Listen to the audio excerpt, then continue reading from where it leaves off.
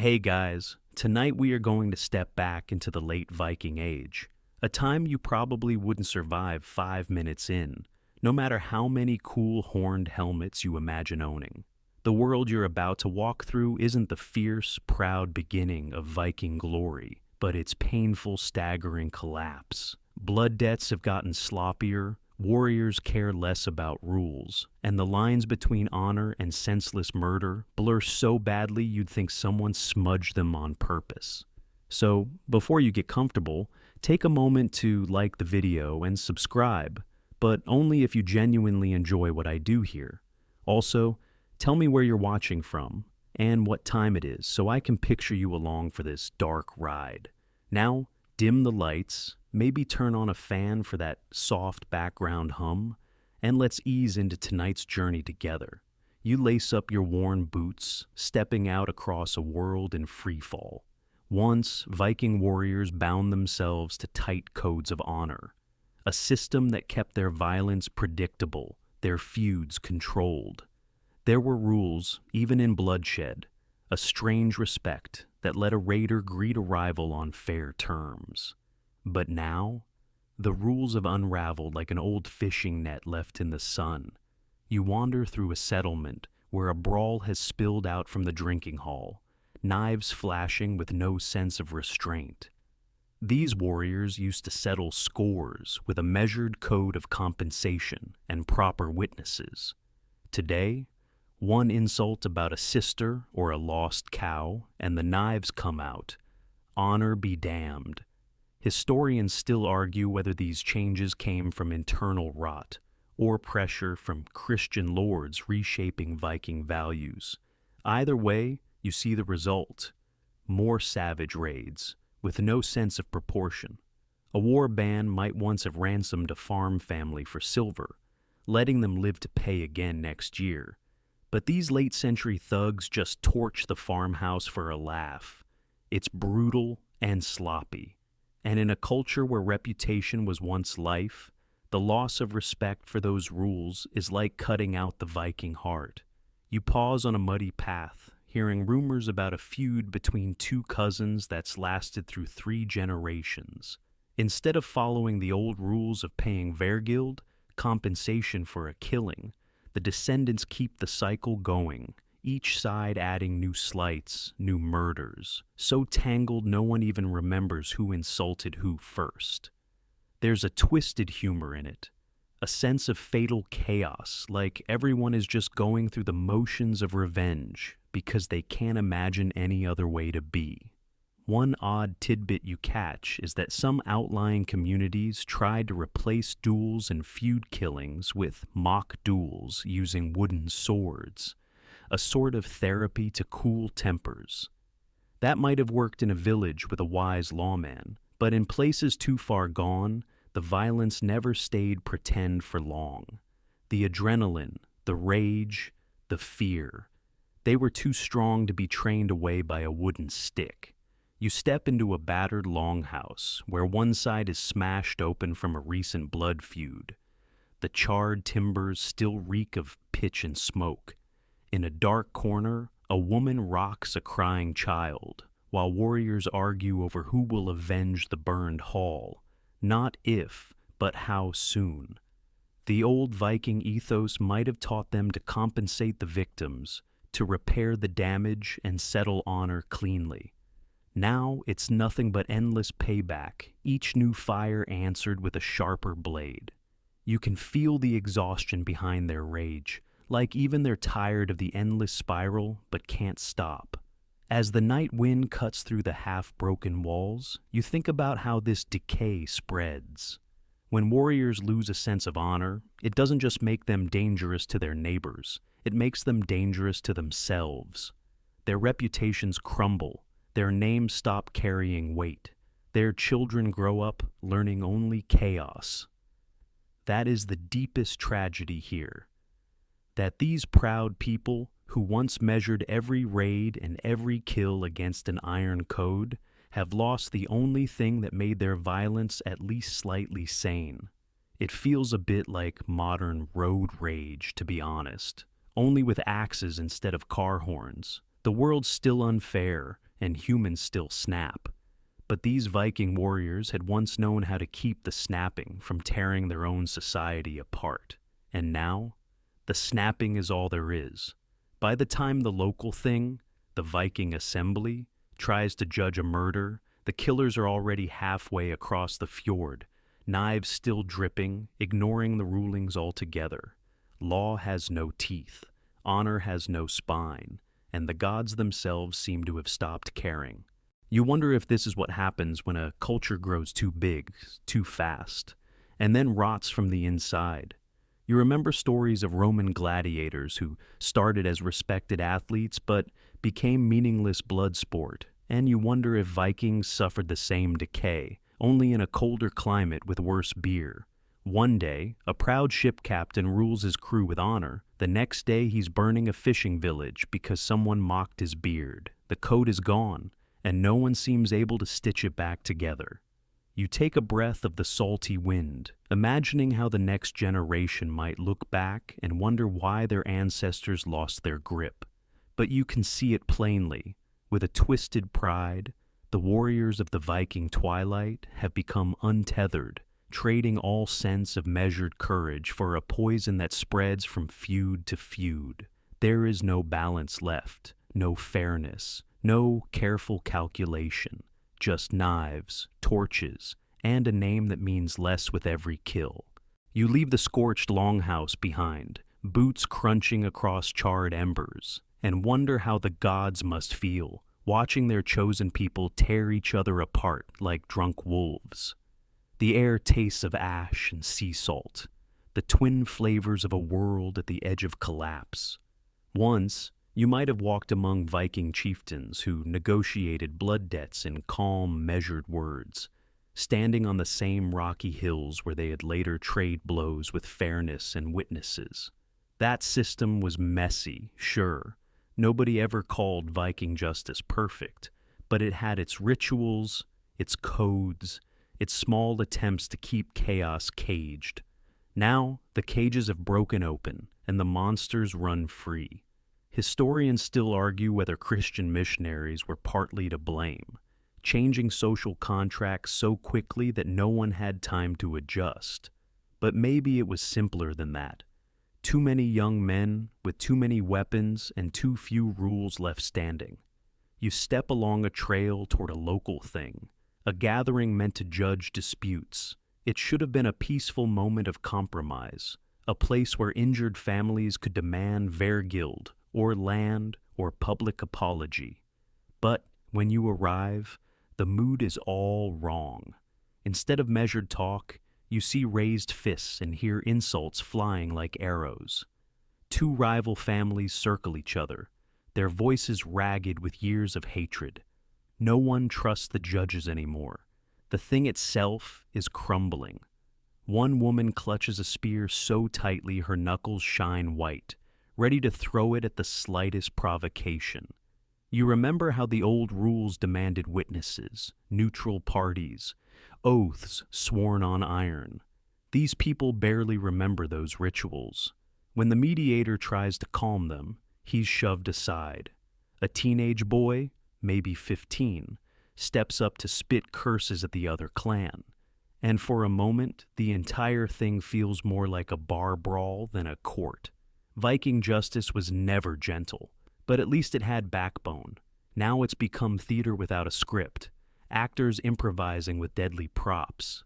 You glance around and notice one odd detail. A pair of old men sitting on a log, shaking their heads, telling each other how in their day a feud would have been properly resolved with set payments and formal agreements. One even mentions that if things went truly off the rails, a holmgang, a duel on an island, would decide matters fairly. But these days, even holmgangs are skipped in favor of quick, sloppy killings. It's like no one has the patience to hate properly anymore. The wind cuts cold across the gathering, stirring up bits of grass and the metallic tang of blood still staining a patch of earth from a previous fight. Someone tries to read out the law from a carved rune staff, but the crowd talks over him, ignoring the words. You catch a joke among the warriors, a bitter laugh. Only cowards wait for a verdict. That says everything about how justice is dying here. If strength is the only law left, then nothing stands between a family and the next knife in the dark. And that, you realize, is the end of any society.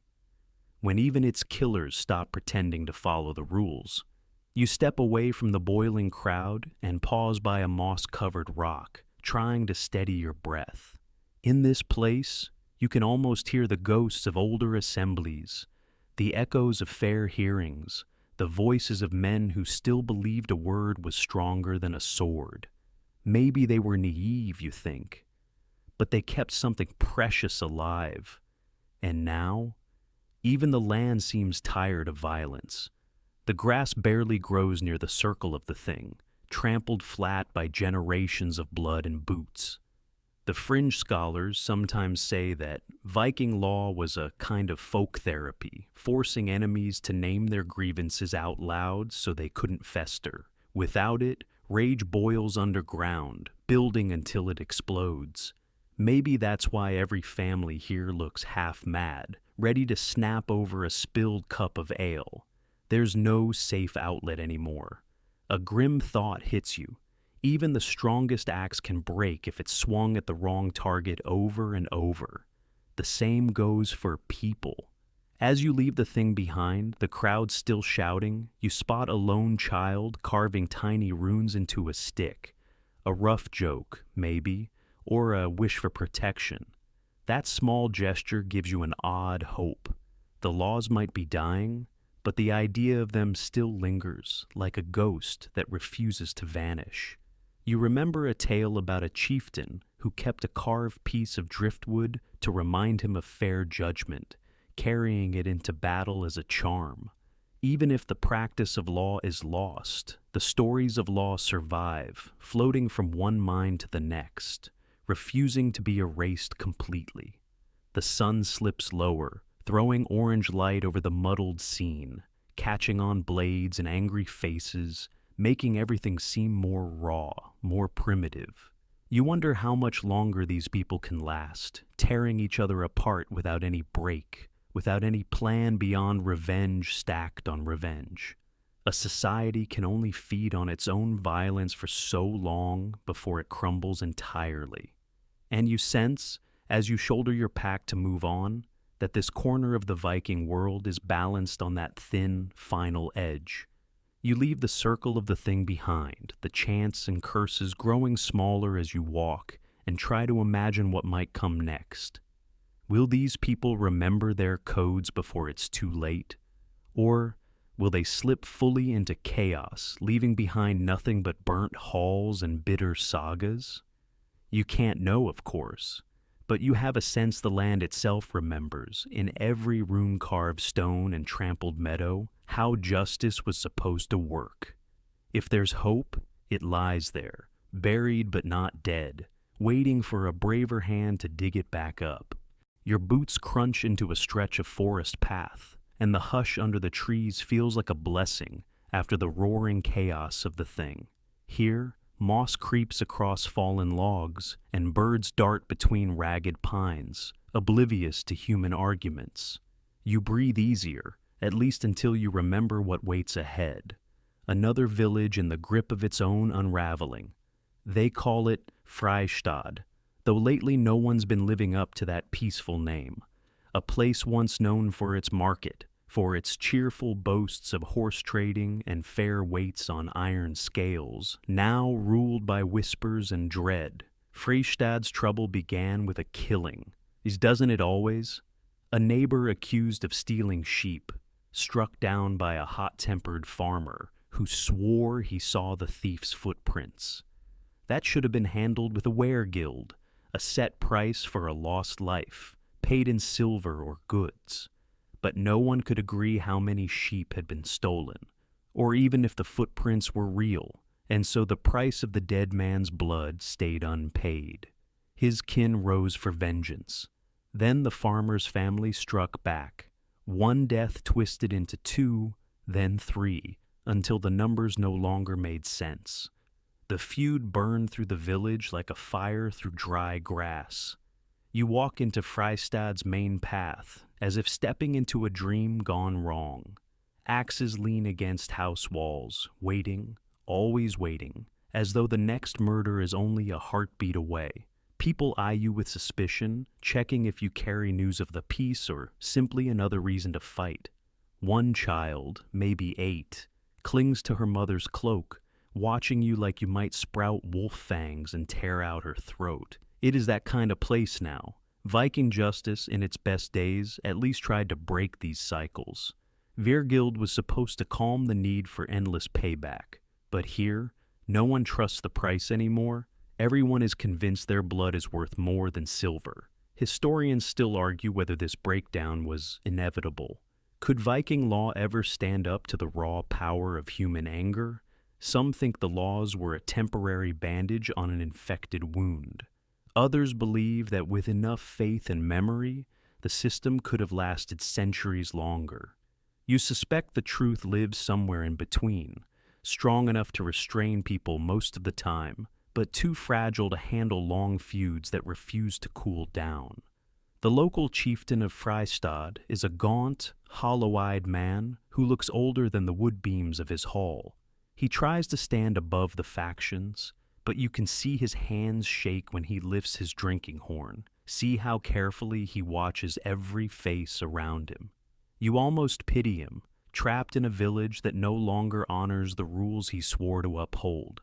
A poet might say he is a ghost in his own house, haunting the hall of laws that once served him. You notice his cloak is missing its bright trim, the woven braid that showed status. Maybe someone tore it off in a scuffle, or maybe he removed it himself, ashamed of failing so completely.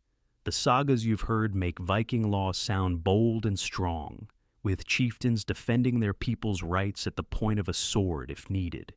Here, there's only exhaustion. The laws are recited by rote, but no one listens. When a villager tries to speak up for a settlement, a girl with braided hair and eyes like chips of ice shouts him down, accusing him of favoring the enemy. You can see how quickly that sort of talk poisons everything, turning even a peacemaker into a target. It's not fair, but nothing here is fair anymore. That word, fair, has become a joke told through clenched teeth. A fringe scholar once claimed the Vikings were more democratic than many modern people imagine, that things and assemblies were the pure voice of free farmers. You stand here, watching Frystad, and wonder if that is true or just a myth we tell ourselves to sleep better. In a world this raw, democracy feels as breakable as eggshell. A hard blow, a single spark, and everything smashes. Maybe those old gatherings only worked because the threat of open violence hung over everyone's heads like a drawn sword. Maybe fear was the glue, not justice. Historians still argue whether Viking systems relied on consensus or on terror disguised as fairness. You slip away to the edge of the village, where smoke from small cook fires curls upward, carrying the scent of scorched barley. A dog noses at a pile of discarded fish bones, ignoring the tension that racks its human neighbors. Even the animals here seem jumpy, flinching at each raised voice. You lean against a fence post and try to picture what happens next. If no one pays for the first killing, no one will pay for the last, and these people will tear each other down to bare earth. The sunset drops behind black pines, splashing red light like blood across the rooftops. You catch a glimpse of a torn shield nailed to a doorway, its painted crest all but scraped away. A symbol, maybe, of the laws themselves, still visible, but barely. It's a bitter sight. You wonder how many more winters Frystad can survive like this, before no one is left to fight over the ruins. Your shoulders ache from carrying that question, but you keep moving, stepping around a group of men sharpening knives, their talk as casual as weather gossip. You remind yourself that Viking law was meant to protect, not just punish. It was supposed to bring order, to let families sleep without fear of a revenge raid smashing through their doors. Yet here, The dream has rotted from the inside out. You trace a rune on the fence rail, a quiet prayer to something, maybe even the gods of law themselves, that a fresh start might be possible, if enough people remember how peace once felt. But the gods, like the old codes, stay silent. Only the wind answers, rattling through the dying village with a voice like a bone harp, promising no easy endings. You keep walking as night comes down like a wool cloak, thick and heavy across your shoulders. The path weaves through small farmsteads, each one wrapped in its own silence, as if neighbors no longer dare to visit each other. Once, these fields were alive with laughter and quarrels about land boundaries, the usual human annoyances that, in their own way, meant community was still alive. But now, you can feel suspicion soaking the ground like spilled ale, turning every stone into a potential weapon. Viking justice was supposed to hold all this together, to settle boundaries and livestock disputes before they grew fangs. You wonder what went wrong. You pass a barn whose roof sags under damp straw, and inside you glimpse a lone cow, ribs showing, tied with a fraying rope. Livestock, in this world, is wealth. One stolen sheep or cow could spark a vendetta that might burn down half a valley. That's why the old laws had pages upon pages detailing compensation. So many silver coins for a heifer, another sum for a prized ram. The system worked, at least in theory, because the loss had a price everyone agreed upon. These days, though, with no trust left, even a law carved into stone feels as flimsy as a rotten plank. Historians still argue whether these compensations were truly fair or more like protection rackets in fancy costume. You lean toward believing it was a mix. Sometimes justice was a shield, other times a club, a way for the powerful to stay powerful, and the weak to pay up or get out. And yet, the tradition of Virgild meant that even the poorest farmer had some legal path forward, even if it was rocky. It was a desperate, rough-edge kind of hope, but hope nonetheless. Out here, far from the thing and its gatherings, justice is a rumor. Families take matters into their own hands. You hear one voice through a half-shut door, murmuring about gathering cousins for a night raid. Another voice, older, tries to protest. The gods will see us. But the younger ones do not care. They believe only blood can keep them safe. You sigh because the gods, whichever ones are listening, must be shaking their heads if they even bother to look down anymore. As you step toward the next stead, you spot a line of children tossing pebbles into a pond. They chant silly rhymes, but their eyes flick sideways, alert for grown-up trouble. No one is truly innocent in a place where feud is taught like a language. You remember a bit of saga you once heard. A boy whose father was murdered before he could even walk, raised on nothing but revenge, who then burned down 3 villages to get even. That is the poison of a broken system. It does not end, it only multiplies, and a person's heart can shrink under such poison until they cannot see any path but violence. You pause by a boundary stone, half swallowed by weeds. These stones once marked the edges of land, protected by oaths and witnesses. If someone moved one, there were penalties, steep ones. Land was life, and no Viking farmer could tolerate a neighbor cheating an extra furrow of soil. Now, nobody seems to care about these lines. The boundary stones lie forgotten, or worse, pulled up and thrown aside. You kneel and touch one, cold as an old blade, and wonder what it would take to make such rules matter again. The night deepens, insects buzzing around your head like tiny curses, and the stars prick the dark with their indifferent light. You almost laugh at the thought of gods of justice watching this mess.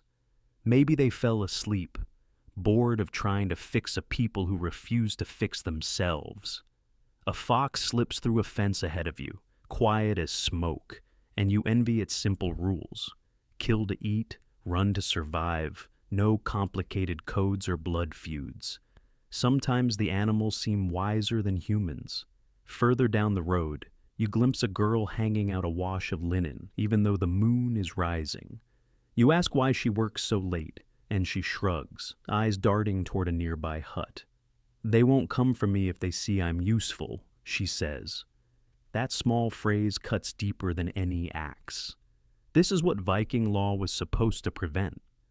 Terror turning daily life into a twisted performance, everyone acting to stay alive. Even the children can recite how much a life should cost, but none of them believe it will protect them.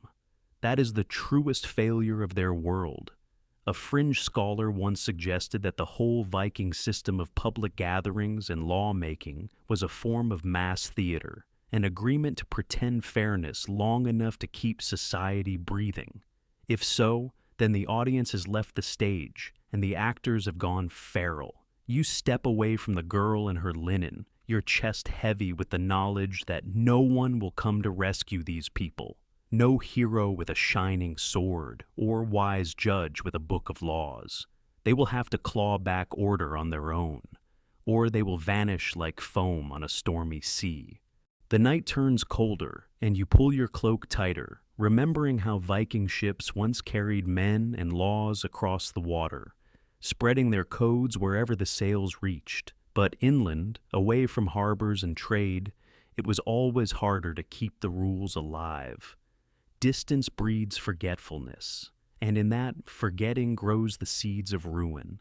Maybe that is what you see now, the farthest outposts losing sight of the fragile threads that held Viking life together.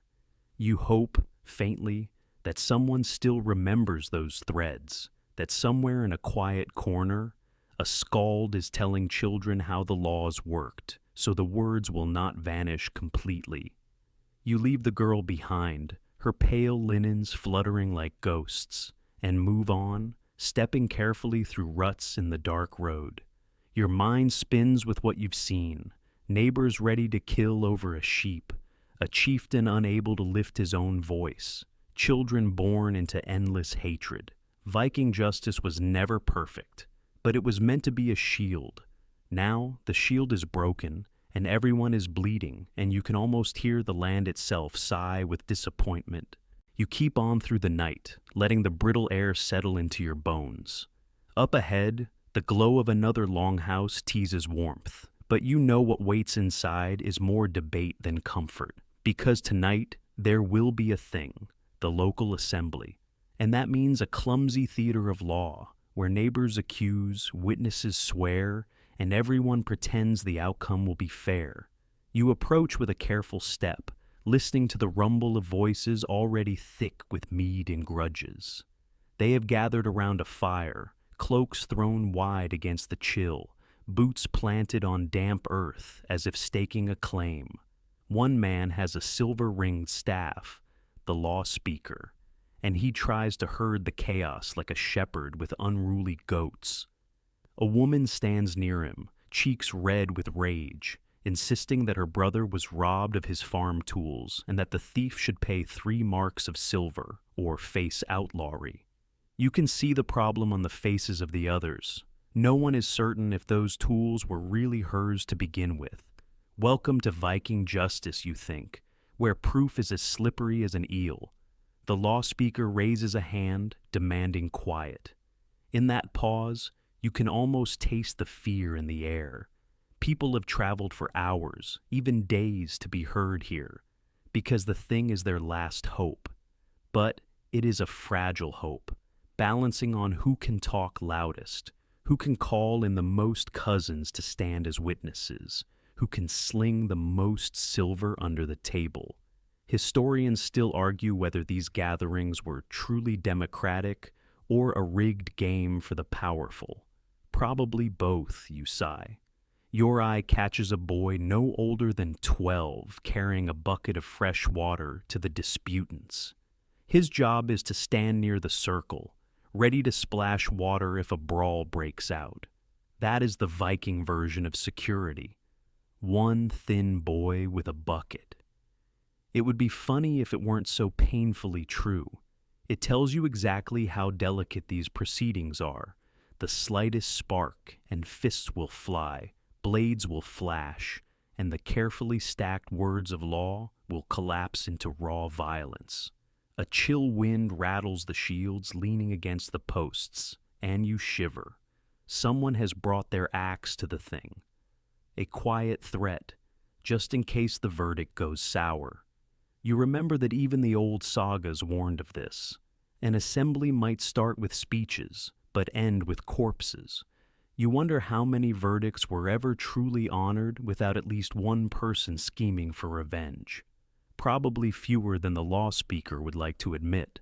A local farmer stands to offer testimony. He insists he saw the accused stealing the farm tools at dusk. His voice is strong, but you notice he keeps glancing toward another group who glower at him. Clearly he fears their reprisal. The tension crackles, thick enough to taste. Viking justice is no stranger to witness intimidation. After all, a man who gives the wrong testimony might find his barn burning before winter. It's a system with sharp edges, and everyone learns to watch their tongue. Someone lets out a bark of laughter, cutting through the drama. The accused, a red-faced young man with mud on his tunic, claims he was nowhere near the farm. He points out that the woman's family once tried to poison his goats, so how could they be trusted? You stifle a grin at the idea of goat poisoning conspiracies because, well, if anything sums up how petty and personal Viking disputes could get, it's someone poisoning a rival's goats. Apparently, neighbors here had long memories and short tempers. As the night draws on, you notice a pattern. No one really expects the truth to shine through. Instead, they haggle. Someone proposes half the usual fine. Another suggests giving back a different tool instead of silver. The thing begins to feel like a barter market rather than a court. And maybe that is the secret. These gatherings worked only because they felt fair enough, even if they were patched together from compromise and rumor. If everyone left believing they got a tiny scrap of justice, that was enough to keep the peace, most of the time. But you see the cracks. One older woman, sitting on a rough bench, leans in to whisper how her cousin was murdered 3 winters ago and no one paid a single coin for it. The killer vanished, protected by family. The thing had tried to rule on it, but failed, because no one dared stand as a witness. You can feel her pain, sharp as a fish spine caught in your throat. Viking justice might seem bold and proud in the sagas, but in real life, it was too often cowardly and blind. The law speaker tries once more to rally the crowd, voice hoarse, calling for final oaths. Hands go up, words of honor mumbled with little conviction. The verdict is read, a fine, some copper coins, a promise never to trespass again. You watch faces in the firelight and see nothing but distrust. They know this is not the end. No Viking feud ends so easily. There will be a reckoning in the shadows, blades drawn when no law speaker is there to shout, "Peace." Sometimes it feels like the whole thing exists just to buy a few months of uneasy calm before the next blood debt. You step back into the night, breathing in the cool, sharp air. A dog barks far off, reminding you that there is still a world beyond these angry voices. For a moment, you try to imagine a fairer court, one with judges who cannot be bribed and laws that cannot be twisted. But that is a dream from another century, another world. Here, you must walk carefully, because fairness is just a story people tell each other, the same way they tell stories of dragons or heroes. It's a legend, comforting, but rarely true. As you move away from the ring of fire, you catch the scent of pine resin, wood smoke, damp earth. The night tries to wash away the ugly taste of the thing's failures, but it lingers on your tongue. You glance over your shoulder, where the arguments still echo like the howling of wolves, and you wonder if tomorrow will be any better. Deep down, you know the answer. Viking justice is a ship with 1,000 leaks, and no one has patched it properly for a very, very long time. You leave that chaotic thing behind, boots squelching through the muddy track, and slip back into the deeper forest path. Out here, under the shelter of tall firs and quiet birch groves, it almost feels like justice might be simpler. The trees don't care about blood feuds or silver coins. They don't haggle. They just stand there, unbending, measuring time in rings too slow for any mortal's anger to match. But you know the Vikings didn't stay in the woods forever. Eventually, they returned to settlements and to the law courts that never quite delivered on their promises. Up ahead, a small farm glows with lamplight, and you pause to watch its people gather for an evening meal. The father is mending a fence with worn hands, while his eldest daughter stirs a pot of barley stew. It looks so peaceful, but you absolutely know, that beneath their calm routines lurks a simmering fear. Because tomorrow, or next week, someone might accuse them of trespassing, or stealing cattle, or just insulting the wrong family at a feast. And then they will be dragged back to the thing, to stand in front of neighbors with sharp tongues and sharper axes. You sense how heavy that must feel, carrying that anxiety every single day. Historians still argue whether Viking communities truly trusted their things, or if they obeyed them only because there was no better alternative. You suspect it was a bit of both. Maybe the thing was less about true fairness and more about maintaining a public stage, a place to blow off steam before violence boiled over completely. Better to argue and posture than to let all that rage turn instantly to blade work. But justice, real, consistent, objective justice, that was a fantasy. You duck under the thatch awning to greet the family, just a friendly traveler passing through, and they wave you over. There's a place by the hearth, warm and smelling of herbs. As you settle in, you hear their hushed conversations. It's the same worries, repeated again and again. The neighbor who refuses to pay compensation for a damaged fence. The merchant who claims someone short-weighted his grain. The cousin who borrowed a horse and never brought it back. In a world where there was no police force to call, no courthouse to file papers, every single wrong had to be settled by threats, bribes, or public shame. And so, people stayed awake at night, replaying every insult in their heads, calculating how many supporters they might call if things went bad. You can practically taste their fear woven into the barley stew. Even a small mistake might spiral into a feud that lasted generations. And once a feud was ignited, no law speaker could easily put out those flames. You remember one saga that told of a cow dispute growing into a full-on war between distant cousins. A classic snowball effect. One scrawny cow, and suddenly 50 men were dead by winter's end. It's almost funny in a grim way. Your host passes you a hunk of bread, and you bite into its rough crust. The firelight dances on their faces, showing lines that shouldn't belong to such young people. Stress ages you, no matter what century you live in. And Viking stress? Let's just say you'd need a bucket of lavender tea the size of a longship to calm down after a day here. You grin to yourself at that image, a fierce axe-wielding farmer clutching a dainty teacup. Hey, if it works, it works. Outside, the wind howls, shaking the walls. It feels like a sign, a reminder of how fragile all these laws truly are. You wonder how many men have used a howling wind to cover the sound of a revenge killing. The darkness offers cover, and the thing's verdicts only matter in daylight.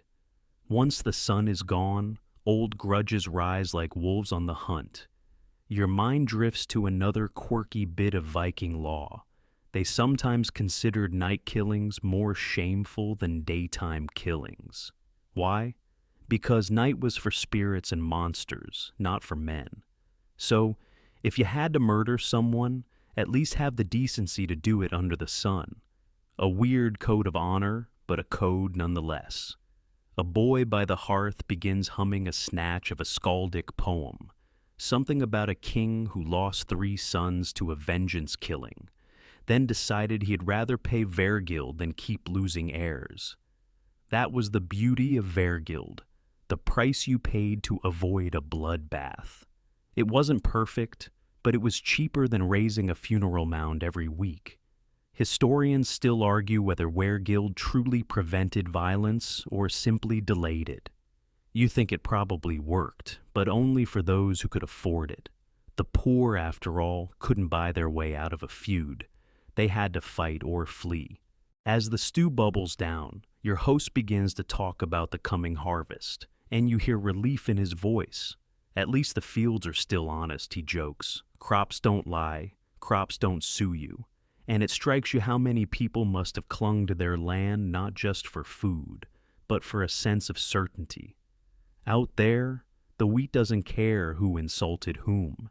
You plant, you harvest, you eat. Simple.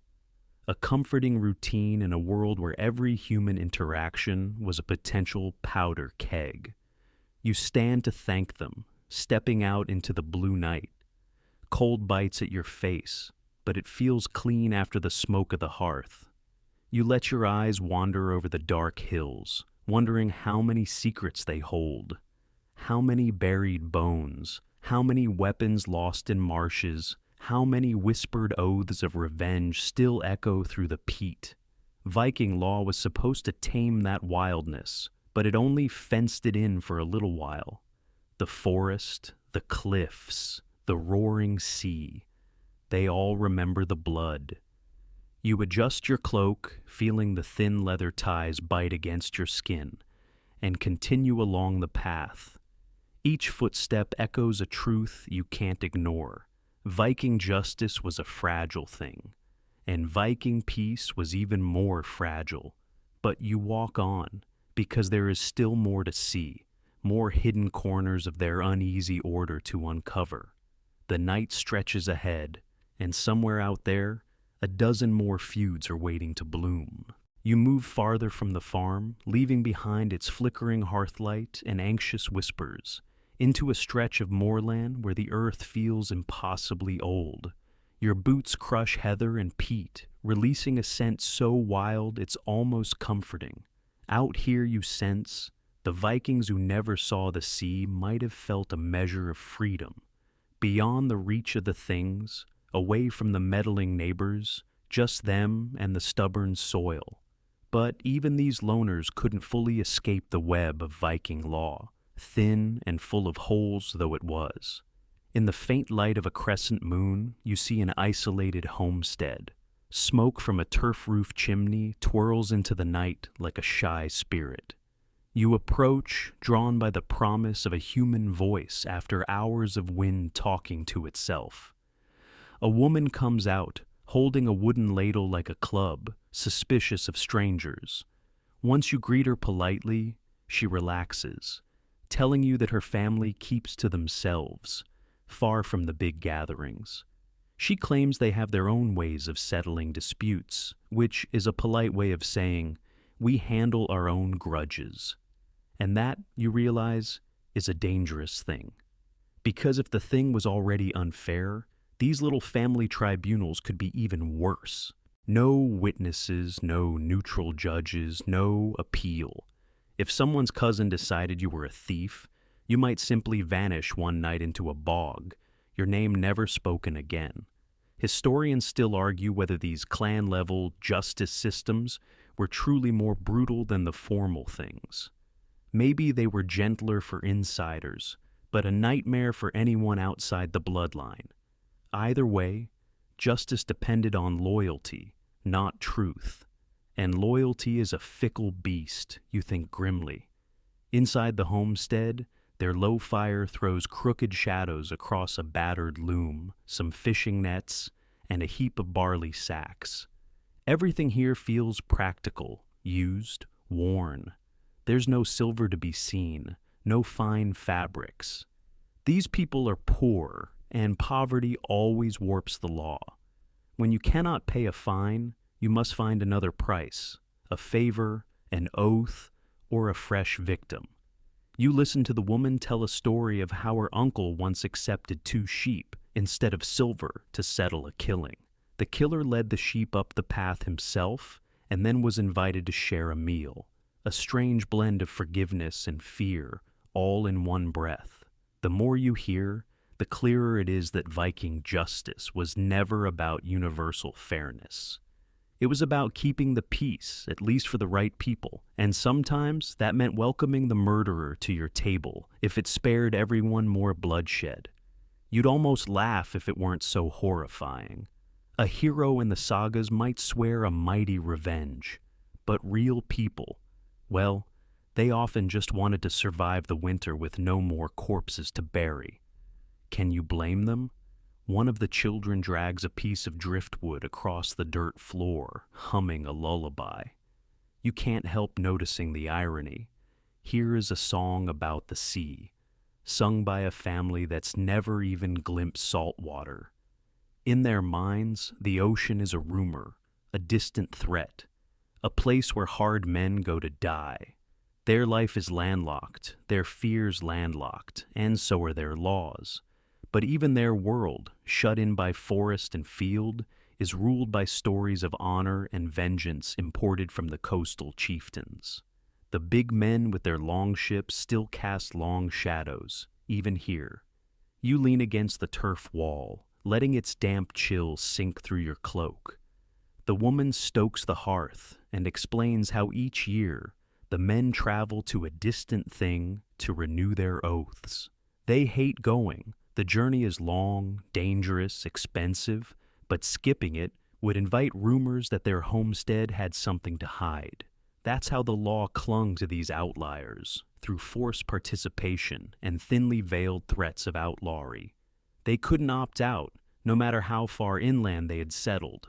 A dog whines in the corner, probably dreaming of chasing deer across the high hills. You feel a twinge of sympathy. Even the dog can't run forever, tied by its owners, the same way these people are tied by a legal tradition they only half believe in. The hearth cracks as a knot in the wood splits with a sharp pop, and for a moment, the woman's face looks ancient in the firelight. You wonder how many centuries of this same fear, of accusation, of ruin, lived in those tired eyes. She serves you a ladle of thin broth, apologizing that it is all they have. You taste onions, maybe a scrap of fish, a ghost of flavor, yet you thank her sincerely. In a world where even feeding a guest could bring accusations of favoritism or poison, every gesture feels brave. Remember that story about poison goat stew? You can't help but chuckle softly. Nothing is ever just a meal here. Everything carries a hidden threat, a hidden risk, a hidden rumor. When the wind rattles the roof, you look outside again and see the endless moor stretching away, spotted with boulders like giant teeth. There is no fairness in that land, just raw endurance. And you see how the Vikings of the interior, who never boarded a ship, who never plundered a monastery, who never glimpsed the North Sea, carried their own burdens. They still lived under Viking law, Viking grudges, Viking fears. Only they were left to defend themselves without even the brotherhood of a crew to back them up. That loneliness might have been the cruelest fate of all. You stand to leave, giving thanks, and step into the dark. The night seems to fold around you like an old cloak, familiar but slightly itchy. You wonder how many other travelers have stepped from one flickering fire into the deep unknown, wondering if they would return to find their name already smeared by rumor, their rights already lost. There is no real protection here, you realize. Only the endless balancing act of reputation and vengeance, a dance as dangerous as it is exhausting. You tighten your belt, feel your ribs against the worn linen, and keep walking. A fox barks somewhere on the ridge, and you answer with a quiet laugh. In this land, everyone is a hunter, and everyone is fair game. You head for the distant glimmer of another homestead, curious how many grudges might be brewing behind those shuttered doors, how many old scores about to be repaid under the brittle stars. You cross the moor, boots slick with peat mud, until you reach another lonely settlement, one barely more than a collection of turf roofs pressed into a gentle hillside. Here, you catch the faint smell of hay and sheep dung, the perfume of a life bound tightly to the land. These are Vikings too, you remind yourself, even if they have never seen a salt-sprayed ship or watched the horizon roll with white caps. Their entire world fits between a handful of valleys and the ridge of a wooded hill.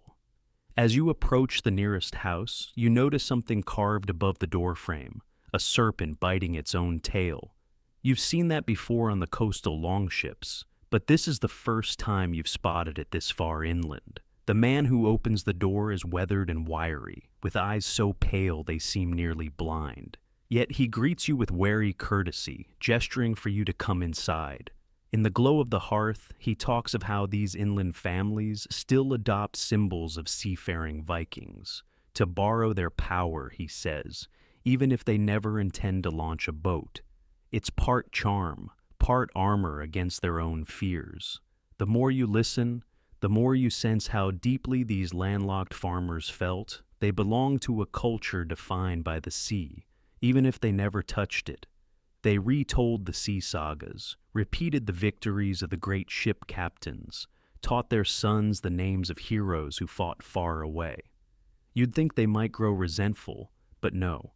The sagas made them feel larger, more connected, less alone. The Vikings of the fjords and the Vikings of the meadows were bound by the same dreams, if not the same horizons. Historians still argue whether these land-bound folks truly embraced those sea legends or simply felt pressured to perform them. Maybe both, you think. Sipping a mug of sour ale, he presses into your hands. The air inside is close, thick with wood smoke. A girl by the fire braids wool into a long, color-striped cord, humming a ballad about a hero lost at sea. You glance around, not a hint of the ocean for miles, yet the ocean lives here, in songs and oaths, and even in the gossip traded over barley stew. That's how the sea reached these hidden valleys, by word of mouth, like a rumor that never dies. It was a myth you could wear proudly on your chest, even if your feet never got wet. The man recounts the local punishments for stealing a neighbor's sheep. It seems petty compared to pirate raids, but his voice grows grave. Sheep meant winter survival. Take a sheep, and you might as well have taken a man's heartbeat. Punishments could be harsh, and there was no ship crew to stand between you and a neighbor's revenge. Justice here felt as raw and personal as the earth itself. You feel the weight of it, heavy as a sack of grain, settling on your shoulders. That same evening, another visitor arrives, a boy from a nearby stead, clutching a battered iron axe. He's here to settle a debt of honor, one you can tell he dreads paying. The farmer looks at you, shrugs, and explains how these debts can linger for generations. A grandfather's insult could stick around, waiting for the day a grandson had to balance the account. No sea journeys to escape. No far-off islands to hide on. If you lived inland, you faced your family's enemies every day, breathing the same air, planting the same fields. You suddenly think a leaky longship might be easier than that kind of constant tension. He offers you a slice of dried fish, brought in from traders, months old but still precious. And you taste how salt connects even these distant farms to the water. For a moment, you close your eyes and imagine a sail catching wind, a prow slicing through green-black waves. That dream has drawn so many from these valleys, even if they never returned. And for those who stayed, the sea remained a spell, a power they could recite, like a prayer against the dangers of winter and feud. As you drink another swallow of ale, you realize something else. These landlocked Vikings carried the worst parts of the sea culture too. Raiding, hostage-taking, revenge killings. They translated those ways straight onto their fields and barns. A stolen sheep replaced a stolen chalice. A murdered rival replaced a slain foreign monk. Violence flowed easily from ship to plow, a language they all understood. You can practically feel how that mindset lingers in the low conversations around the hearth, in the way children are told to keep a blade handy, just in case. Historians still argue whether inland Viking communities learned these brutal customs from seafarers, or whether such violence was simply woven into all early medieval societies. Probably a little of both, you think, swirling the last sip of ale. The sagas were carried up these valleys like seeds, taking root, flowering in hard, thorny ways. Here, far from the sea, they bloomed into a peculiar mix of courage and cruelty. The man slaps you on the back, thanking you for sharing the hearth. He hopes you'll remember their stories, even if you never come back. You promise you will. As you step into the night, you catch one last glimpse of that serpent on the doorframe, its mouth forever locked on its own tail. A perfect symbol, you suppose, of a community that tries to swallow the sea without ever tasting it. Wind howls through the valley, rattling the heather, teasing your cloak. You keep walking, boots picking up mud and memories. These Vikings of the meadows were no less fierce than their seafaring cousins. Maybe fiercer, because their rage had nowhere to sail. And in that tight world, you see how every slight could spiral into a feud, every feud into a lifetime of dread, with no blue horizon to carry it away. No fair winds, no escape, just a hard land and harder neighbors, replaying the same grudges again and again. You draw a slow breath, already tasting the night's chill, and move on, certain the next place will show you even stranger echoes of the sea. Because for these Vikings, the ocean was never simply a place on the map. It was a state of mind, even for those who had never once laid eyes on it. You leave the farmer's hall behind, heading down a winding path lined with willow trees, their branches flicking in the dusk breeze. The valley opens before you, cradled between rounded hills, where sheep graze in scattered flocks. Somewhere in that silence, you sense it again. The ocean, present in people's imaginations, even if no wave ever broke on these shores. It shows up in the way a father trains his son to throw a spear, or how a young bride stitches a prow-headed beast into her wedding cloak. The sea is absent, yet it is everywhere. There's an old woman at the edge of the settlement, tending her herb garden in the final light of day. You pause to greet her, and she eyes you over a basket of dried herbs. She tells you her grandmother used to speak of the Whale Road, though she herself has never glimpsed it. The stories matter more than the sight of it, she explains, because they teach people how to survive. In a hard winter, the Whale Road is a promise that riches might someday come, that trade and luck and fortune could sail back over the horizon. She laughs softly, patting your hand, as if to say even fairy tales can feed you.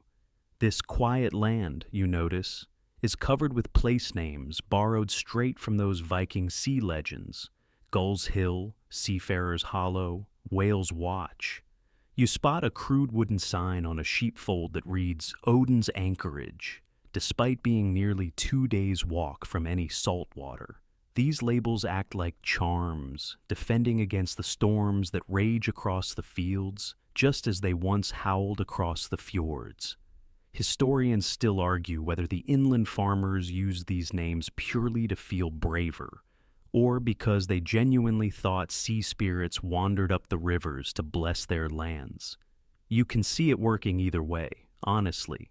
The old woman insists you try her broth, thick with barley and herbs. The scent is soothing, earthy, and calm. You sit with her by the fire pit, listening to her chant a half-remembered poem about a sea king whose ship turned to stone. For a second, you think of all the ships that never reached these hills, and all the dreams that did. Even here, Viking dreams had sails.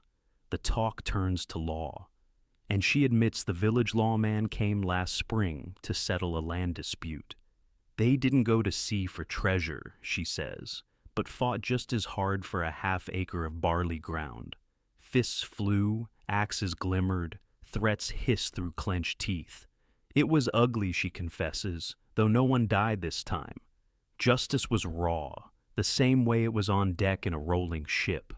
When land was your only wealth, it was as precious as a golden brooch pulled from a monastery's chest. You nod, seeing how this inland code of honor mirrors the coastal warrior's pride, reshaped for fields instead of fjords. A breeze stirs the herbs hanging from her rafters, setting them dancing like green ghosts. She leans closer and tells you one final riddle, about a hero who could smell the sea on a woman's hair, even though she had never left her father's farm. You smile at the image. The ocean lived in dreams, in ballads, in the taste of imported fish, so real it might as well have flooded these valleys every spring. Your mind drifts as you sip the broth. A boy's laugh echoes from a sheep enclosure, followed by the clatter of hooves. Children still play Viking here, whittling stick swords, roaring sea hero chants they barely understand. They chase one another through the grass, not knowing how their games replay a 1,000-year tradition. That, you decide, is the real proof that the sea still matters, even for the Vikings who never saw it. They pass it down, generation to generation, never letting the wave songs fade completely. Later, you climb a hill to get your bearings, boots slipping on worn granite. The valley seems to glow under a rising moon, every shape softened by night. You look back at the houses huddled together like a ship's crew, facing storms as one. Here, there is no ocean horizon to flee to, only the next valley, the next field, the next harsh winter. And yet, you feel they are stronger for it, these landlocked dreamers who carried the sea in their heads because there was nowhere else to keep it. Historians still argue whether these families really felt Viking or just borrowed the name to scare enemies. But when you see a boy scratch a longship on a barn door, you know the answer. They believed, and belief was stronger than salt spray or tidal foam. That belief gave them a sense of pride, a place in the saga, even if their boots never stepped on a ship's deck. You descend again into the cluster of turf homes, their low doorways glowing with lamplight. You see a girl sweeping the threshold, singing a lullaby about the sea's deep voice. A grandmother stitches sails on a boy's tunic as decoration, not because he'll ever sail, but because it looks heroic. And when the elders gather to tell tales after dark, they speak of storms as if they have stood in their spray, though they have never smelled the brine. These stories bind them together, keep them braced against the cruelty of a world that can be just as fierce as the North Sea, even far inland. You sit a moment longer by their fires, letting the warmth chase away a night chill. The sea, it seems, is never far in this culture, no matter how many forests or hills or sheep pastures lie between you and the shore. It has a gravity, an orbit, a mythic pulse that refuses to die. And as long as these people breathe, that salt-laced dream will travel on, passed from tongue to tongue like a blessing. A story, after all, can cross any distance. You feel your eyelids grow heavy, lulled by the wind moving through these meadows, by the slow hush of night animals stirring, by the ocean's echo carried through 1,000 voices and 1,000 years. The Vikings who never saw the sea still stand proud in your mind, bold in their own rough way, brave enough to dream beyond what they could ever touch. Tomorrow, you sense, you'll move toward even stranger places, where Viking courage took root without a drop of seawater at all. But that is a journey for another time.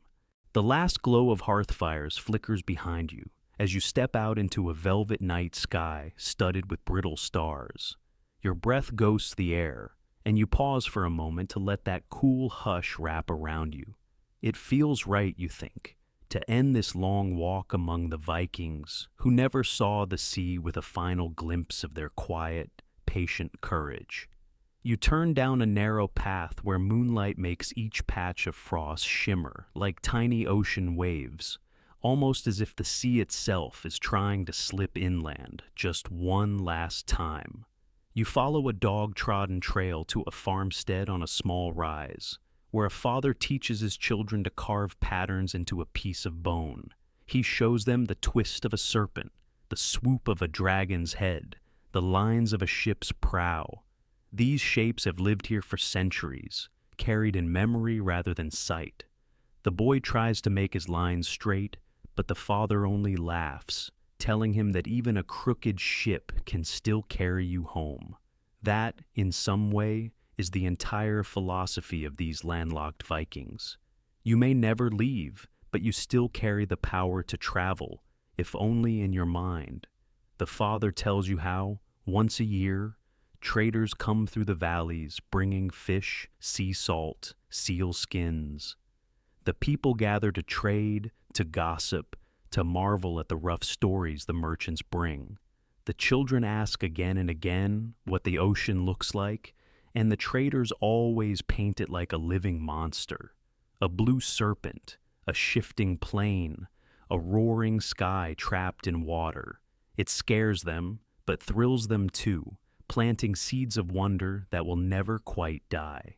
Historians still argue whether these inland families truly wanted to go to sea or only loved the idea of it, safe and untouchable. As you listen to their chatter, a few local boys stomp past you, holding wooden shields and sticks, bragging about their great voyages across the muddy creek that winds through the settlement. They name it Whale Fjord, though it couldn't drown a goat, and shout commands as if steering a dragon-proud longship into an enemy harbor. Their energy makes you grin. Courage doesn't always need the real ocean to grow. Sometimes a muddy puddle will do just fine. That playful spirit feels older than any rune stone. You walk on, past rows of barley stubble silvered by the moon, past sheep huddled against the night wind, past a grandmother stirring ashes with a carved spoon bearing an image of a ship. They might never see a sail on the horizon, but they see it in each other's stories, in the patterns carved into spoons, in the songs that echo after nightfall. It is the same call to glory, no matter how far from salt water you are. The ocean, you realize, was never fully about geography. It was about hope. By the low wall of a cowshed, you see an old man patching a broken fence by lantern light. You help him for a moment, handing him stakes and twine. He thanks you and tells you that as a boy, he was sure the sea would come for him someday, sweeping him away in a great flood of adventure. It never did. He stayed here, fed cattle, raised sons and daughters, grew old. But in his heart, he says, he sailed every time he told a story of Viking raids and far-off islands. There's a softness in his voice that is deeper than sadness. It is pride, too. He became a Viking without ever seeing a wave. Even the dogs here have sea names. A pup scampers past you called Sea Fang, chasing a mouse through straw. The moon sets behind a line of dark trees, and you wonder if these people really need a shoreline at all. They have made an ocean out of language, a Viking world inside fences, a place where courage can breathe just as strongly as it did on a salt-stained deck. That idea comforts you, and maybe it should comfort anyone who feels stuck on dry land. You do not have to cross an ocean to live bravely. You wander through one last lane, seeing candles in narrow windows. Children sleep under blankets stitched with ships and fish, hearing stories of Thor and Njord, god of the sea, as if these gods might stride through their village any moment. It feels impossible, yet for these people it is as close as the next heartbeat. Their Viking pride is woven through every field, carried in the air, stirring under their feet, even if they will never taste salt on their lips. A hush falls as you approach the highest part of the settlement. You stand there, feeling the ground solid under you, hearing a far-off owl, the steady lap of a distant creek. The wind brushes across your cheek, chill and sure. It reminds you, one last time, that the Vikings who never saw the sea still belong to it, because it lived in their minds. That is the most powerful kind of belonging, a dream so strong it survives generation after generation. You stand a while longer, letting the night close in, letting your breathing slow. These stories will stay with you, bright as any ship's lantern, steady as any drumbeat of rowing men. You are safe, you are warm, you are surrounded by stories that will guard you through the night. And if you dream of waves, know you are not alone. Even in the deepest forests, Vikings have dreamed of them too. Now, let your thoughts soften, as if they are rippling across calm water. Let your muscles loosen. Let your worries sink like stones into a riverbed. There is nothing more you must do tonight. The world is smaller and kinder for these moments of shared story. You rest on solid earth, but you carry an ocean in your heart. Sleep in that knowledge, knowing that dawn will come, and with it, a new horizon. Feel your shoulders relax now, as if you were stepping away from the smoke of a hearth, out into the hush of dawn. The air is cool, peaceful, carrying the slow promise of a fresh morning. Let your breath deepen, letting go of any worries that still catch like burrs on the edge of your mind. You have walked through valleys tonight, through meadows and stories, and you have seen how Viking courage lived on, even for those who never felt the sea spray on their faces. Picture those inland homes, their turf roofs settled against the earth, holding centuries of memory safe beneath them. Think of those children falling asleep with stories of distant dragon ships, dreaming of journeys they might never take but will always cherish. Feel the hush that comes with belonging to a culture, to an idea, to a legacy that outlives storms. As you lie back, picture waves rolling through the mind alone, stirring you just enough to feel awake, yet soothed by the certainty that you are grounded here, safe, unshaken. These Vikings stood firm on land, but they never let their dreams die, and neither should you. Let that inspire you. There is courage in standing still too, in rooting your heart where you are, and finding adventure in a well-told tale. Rest easy, traveler, knowing the same ground that carried them will carry you. Feel the weight of the day slip away, the soft beat of your own heart steady and calm. You are home now, for this night, carried by stories, carried by earth, carried by dreams. Sleep deeply, and wake with a Viking's courage tomorrow.